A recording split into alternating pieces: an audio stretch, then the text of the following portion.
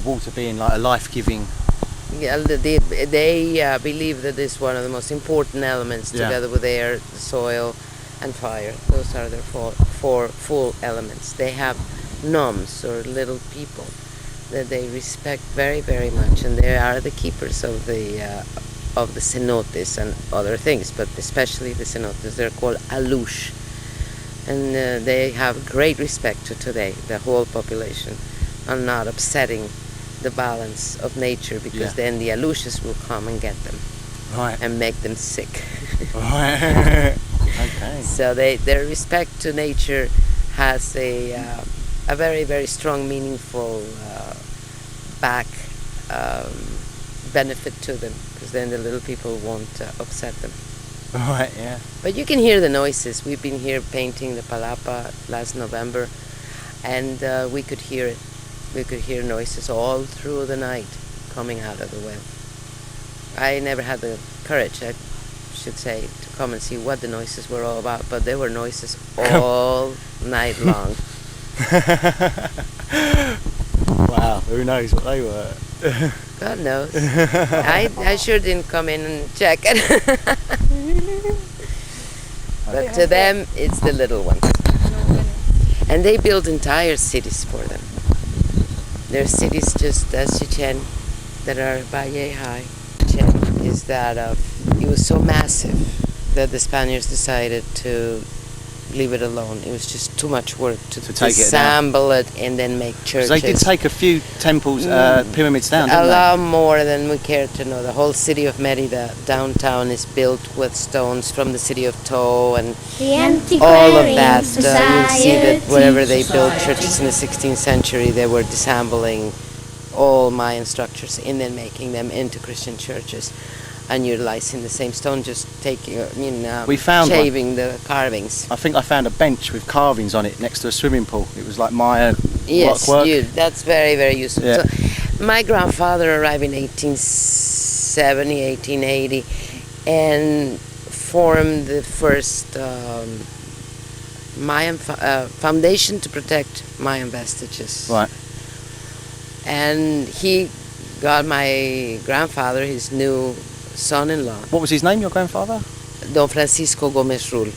Right. And that was my great-grandfather. My grandfather was Fernando, and he convinced him. He says, "Come and look at this. This is just enormously powerful, great, and it needs to be protected." Yeah. And that's when my grandfather started thinking, what would it be good for, and formed the first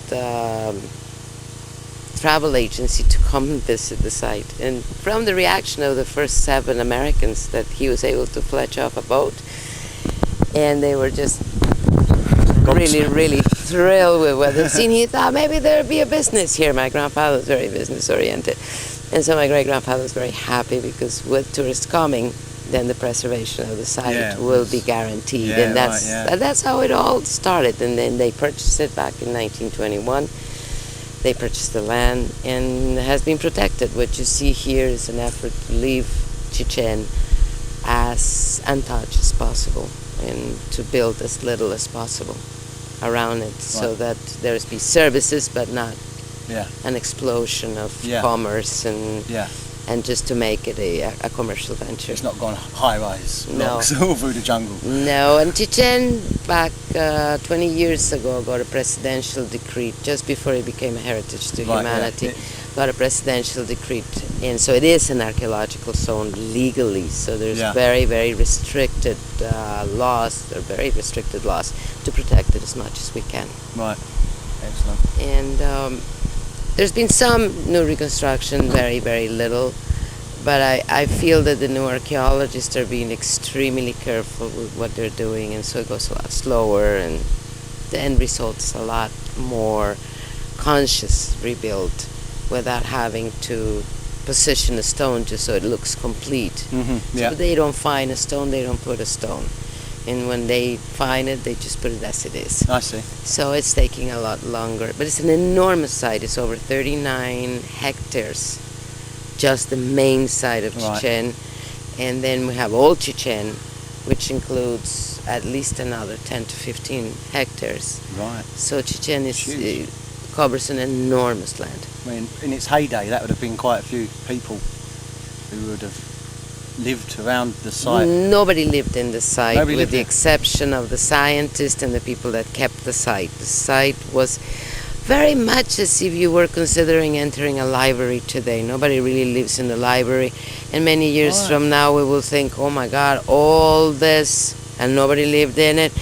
But it's where they kept the knowledge. This is where they kept most of the knowledge, and most of the people that were increasing and or the evolution of knowledge came out of the site. Right, I see. And that it's different than most of the other Mayan sites. There were city-states, and there were a lot more people living around them. It's said that in Uxmal, maybe 25,000 people from the archaeological search around the site lived there. But in here it's different. Not a lot of people lived here. So therefore you don't see either a big Catholic church built in Chichen. Right. Nor near Chichen. The closest one is 40 kilometers, which will be the city of Valladolid. And that's quite far for them. At that time, that would have been in another county for them. So definitely there were not that very many people living here. This was the center for studying. Studying was relating always to spirituality. Right. And to them, the spiritual world and the scientific world were one. And the little writings that we have of what we've been able to understand and or get out of the very, very restricted amount of writings that they are still around us today. I wonder what that knowledge was. It must have been pretty impressive for the Vatican to come back and say, you know, burn it all. I mean, they don't specifically give that strict orders unless it's something that would have very, very powerfully impacted the Christianization of this area. But there are many signs. I mean, you can read, there's a number of books that speculate on the subject from all over the world, and there are at least 4 or 5 main hypotheses of why the Catholic Church had to take so drastic measures against the Mayans. And one of them is because their religion and Christianity are very, very similar, and they were monotheists, not heretic. And so therefore, it was easy to convert them to Catholicism. Most of the area is Catholic, I mean. One way or another Christian. Yeah, right, yeah, I see that. But there's still the shamans, and there's still a light that shines, and they still have their own beliefs and mix and mingle. Some old knowledge. Yeah, what 500 years of colonization could not do, which was to erase their language or to change it for Spanish. They still speak Maya as a first language.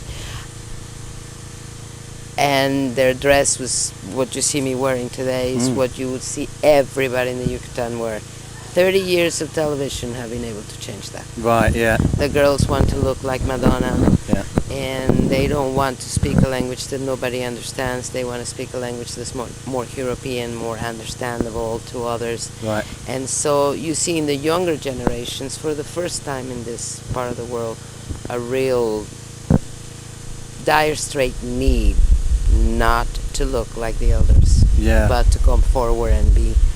I was going to uniform all the girls that helped me at the refreshment stand, and they all gathered together and said, not with the native guards. We want to wear miniskirts. We want to wear blue jeans and t-shirts. That's what we want to wear. Yeah, right. So it's changing. 30 years of television has been extremely powerful for this area.